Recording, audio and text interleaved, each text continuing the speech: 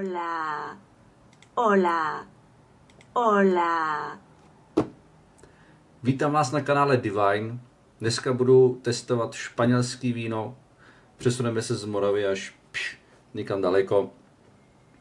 Byl jsem v Lidlu na procházce, viděl jsem tam zase nějaký vína, nedalo mi to, prostě zase jsem si musel nějaký koupit, jako vždycky.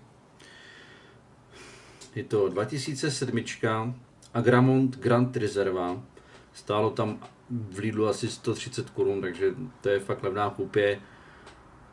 Nebyl jsem si jistý, jestli mám do toho ty peníze dát, jestli to nebude něco strašného, na to, že to je ze Španělska dovezený za 130 korun v Lidlu, no uvidíme. Je to z oblasti je to z oblasti Navarra na severu Španělska. 13,5%, je to kivečko, Tempranillo, Cabernet Sauvignon a Merlot. Takže uvidíme, no. Snad to bude dobrý. Za ty peníze si myslím, že nemůžu čekat nic extra, ale může překvapit.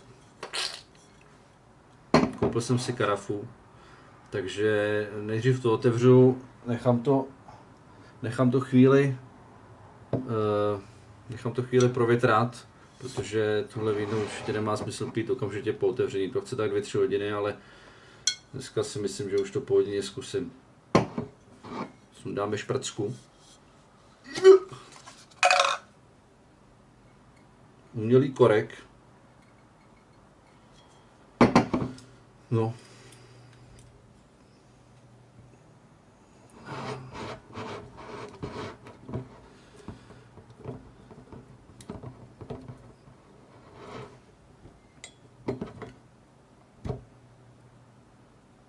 To je docela lehce ven, takže kdo ví, jestli to neuškodí tomu vínu.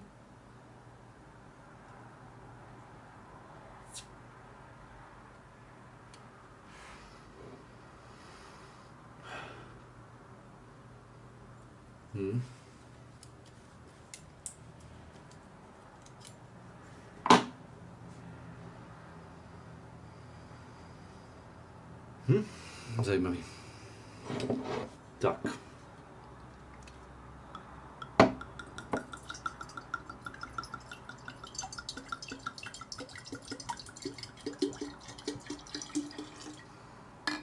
Si myslím, že bude stačit. Trošku prozdušníme, necháme odležet.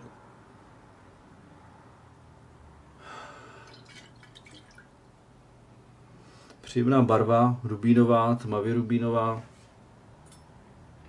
Taková hutná až krvavá. Vůně zatím teda musím říct, že je příjemná. Hodně dotřešní.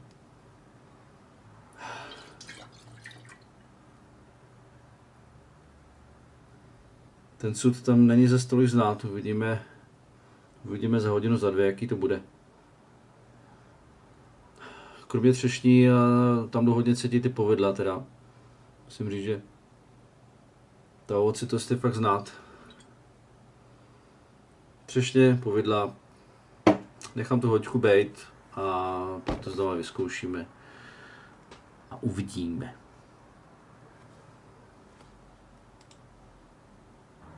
Adiós. Tak už je to hodina, takže můžeme ochutnávat, zkoušet. Uvidíme, jaký bude za 130 korun z Lidlu.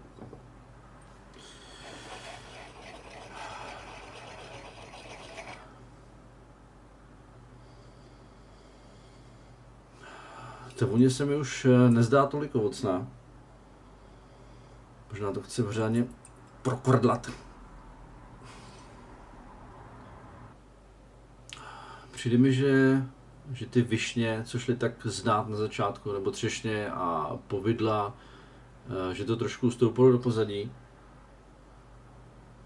I když to tam pořád je, ale přijde mi, že jde víc cítit ten sud, malinko ale, trošku vanilka. Není to takový jako na začátku, to bylo takový, jako když si smícháte jahody, třešně, švestky, smícháte si to dohromady, dáte si tam trošku cukru, tak to byla přesně taková vůně. A hlavně moment.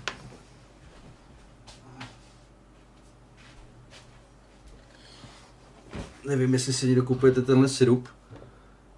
Tenhle je sice jablečnej, ale existuje ještě třešňovej a tak nějak prostě vonilo to víno na začátku. Prostě tenhle sirup akorát, že s třešněm a skoro to samý. Samozřejmě ne tak hutný. Ale do popředí už se dostává trošku vanilka a trošku i tabák. Takže je to taková směsice, je tam to ovoce, ale je tam zároveň něco z toho sudu, trošku té vanilky a toho tabáku. Už je takový zkombinovaný. Není to prostě jako na začátku, no. Takže ochutnávám.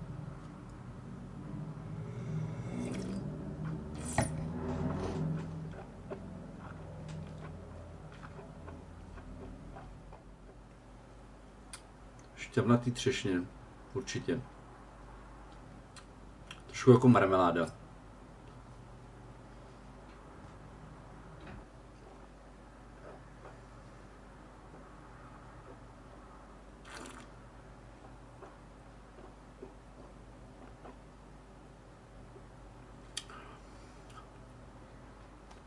Cítím teďka takový tabákový nahořklý tóny. Třisloviny tam jsou, ale nejsou úplně výrazný, jsou trošku štiplavý. Možná by to chtělo ještě tak hodinku, dvě nechat vytrat. Možná by se to tím i změnilo. Jde vidět, že se ta barva táhne už trošku do hněda, když jsem to naléval. Ty karafie je fakt taková rubínová, ale ve skleničce už malinko táhne slabě do hněda, něco jako má rolandský modrý. Je opravdu hodně šťavnatý, překvapivě. Ta trpkost tam jde znát z těch třislovin. Já si myslím, že za 130 korun je to fakt dobrý. Kdybych tomu měl dát nějaké hodnocení, viděl bych to tak na 81, 80, něco mezi, 80,5. Takže myslím si, že za těch 130 korun, že fakt, když budete mít chuť na nějaký španělský víno, který není úplně plný, má střední tělo, je malinko trpčí, takže ty třisloviny tam má, což je dobře, je malinko nahořklý a ovocný ze sudu, tak si myslím, že určitě chybu neuděláte. Takže na zdraví.